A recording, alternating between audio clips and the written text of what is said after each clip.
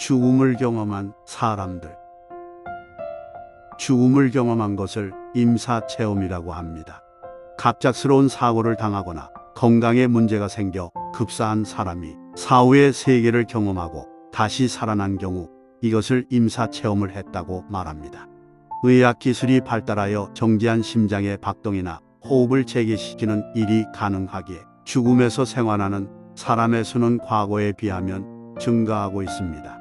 임사체험을 통한 사후세계에 관한 연구는 1892년 유럽의 지질학자인 알베르트 하임이 등산 중에 사고로 자신이 임사체험을 했던 일을 계기로 시작되었고, 1975년에 의사인 엘리자베스 큐브라로스와 의사이며 심리학자인 레이몬드 무디가 연달아 저서를 출판하면서 많은 사람의 주목을 받게 되었습니다. 큐브라로스는 1975년 약 200명의 임사 환자에게 직접 경험을 듣고 집계하여 죽는 순간을 출간하므로 사례와 통계를 통한 과학적 접근이 시작되었습니다. 최근에는 토마스 주나미, 천국은 확실히 있다, 메리 시닐의 외과 의사가 다녀온 천국, 알렉스의 천국에서 돌아온 소년, 하버드 대학교 신경외과 전문의 이분 알렉산더의 나는 천국을 보았다 등이 있습니다. 임사체험에는 개인차가 있지만 공통점이 있습니다. 첫 번째, 대부분 꿈이나 환각이 아니라 극히 생생한 현실처럼 느낍니다. 따라서 이를 단순한 공상으로 치부할 수 없습니다. 두 번째, 죽으면 의사가 심장 정지를 알리는 소리를 듣게 됩니다. 세 번째, 마음의 평온함을 느끼고 표현할 수 없는 마음의 안도감을 느낍니다. 네 번째, 영혼이 육체에서 빠져나올 때 어두운 터널 같은 통 모양 안을 통과합니다. 다섯 번째, 영혼이 육체를 떠나 유체이탈을 합니다. 유체이탈을 하면 2에서 3m 정도의 높이에 떠올라 침대에 눕혀져 있는 자신의 신체를 내려다봅니다. 의사가 수술하는 장면이나 울고 있는 가족의 모습도 볼 수 있습니다. 그때의 느낌은 마치 공중을 떠다니거나 날아다니는 것 같다고 합니다. 그러한 체험은 현실 세계 이상의 생생한 현실감을 느끼기 때문에 체험자가 나중에 정확하게 묘사할 수 있습니다. 여섯 번째, 그 후 죽었던 가까운 가족이나 친척을 만납니다. 일곱 번째, 강력한 빛이 나타납니다. 여덟 번째, 파노라마처럼 스쳐 지나가는 자기 인생을 돌아볼 수 있으며 세속적인 삶의 시공간에 안녕을 고하고 점차 속도가 빨라지면서 목적지로 빨려 들어갑니다. 아홉 번째, 영원한 세계로 들어가는 경계선 앞에 서 있는 자신을 발견하며 돌아가라는 말을 듣고 이 생으로 발걸음을 돌립니다. 과학을 신봉하는 일부 의사들은 사후세계나 영혼을 인정하지 않습니다. 그러나 임사체험을 했던 사람들, 즉 죽었다가 다시 살아온 사람들의 증언을 들어보면 인간의 육체와 영혼으로 되어 있는 것이 확실합니다. 사후세계가 없다면 인간 세계의 윤리와 도덕이 성립될 수 있을까요? 죽으면 모든 것이 끝이라면 현생에서 고결하고 정의롭게 살 이유가 있을까요? 효도는 왜 필요하고 인의의 신은 왜 필요할까요? 인간에게 사후세계가 없다면 짐승이나 인간이나 무슨 차이가 있겠습니까?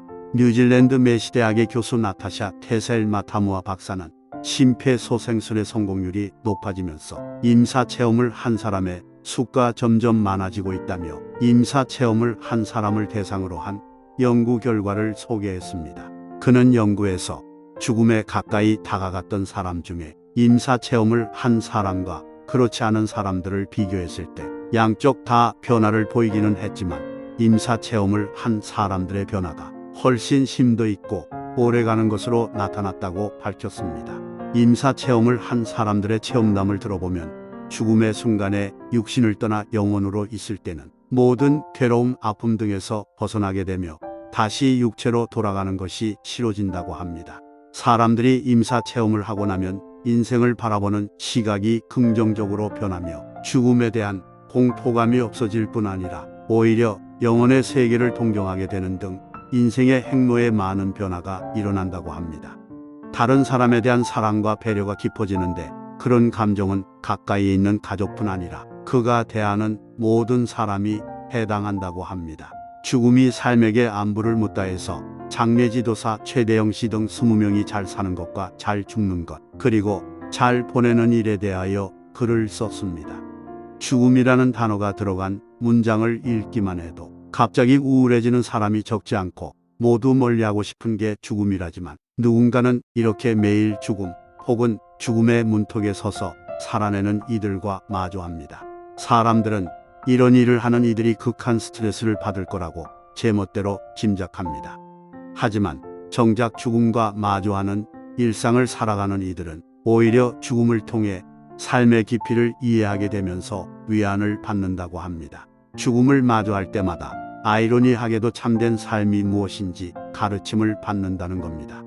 죽음의 눈으로 삶을 바라볼 때 삶은 더 생명력 넘치기 마련입니다. 말기암 환자를 치료하는 서울대 안병원 김범석 교수는 그의 책 어떤 죽음이 삶에게 말했다에서 이렇게 말합니다. 의사가 환자를 치료한다고 생각하지만 때로는 환자가 의사를 치료하기도 한다. 어떤 죽음은 분명히 아직 남아있는 이들에게 뭔가를 이야기한다. 우리에게 주어진 시간의 무게를 다시 생각하게 하고 언젠가는 찾아올 나의 죽음을 마주하게 하기 때문이다. 죽음을 접하며 삶이 달라지는 경험을 한다는 얘기입니다. 우리는 가급적 죽음에서 멀찌감치 고개를 돌리라는 압력을 받으며 살아갑니다. 하지만 죽음은 언제 어디서든 늘 우리 곁에 있습니다. 매 순간순간 잘 살아가기 위해 죽음을 가까이 하는 게 그리 나쁘지만은 않다고 생각해 봅니다. 죽음은 육체와 영혼의 분리입니다. 누에 고치가 나비로 태어나는 것과 같습니다. 이것은 이 세상 누구에게나 찾아옵니다. 어떤 부귀영화를 누리는 가진 자도 천하를 호령하는 권력자도 피해갈 수 없습니다. 그러므로 우리는 사후 세계를 준비해야 합니다. 우리가 마치 해외여행을 갈 때 준비를 철저히 하고 가는 것처럼 말입니다. 사후 세계를 철저히 준비해서 가는 것이 무작정 가는 것보다 지혜로운 일입니다. 아무 준비도 없이 배짱으로 갔다가 사후 세계가 있다면 큰 낭패를 볼 수도 있으니까요. 성경에 이런 말씀이 있습니다. 초상집에 가는 것이 잔치집에 가는 것보다 나으니 모든 사람의 끝이 이와 같이 됨이라. 산 자는 이것을 그의 마음에 둘지어다. 죽으면 모든 것이 무로 돌아간다는 생각은 아주 무모하고 어리석은 생각입니다.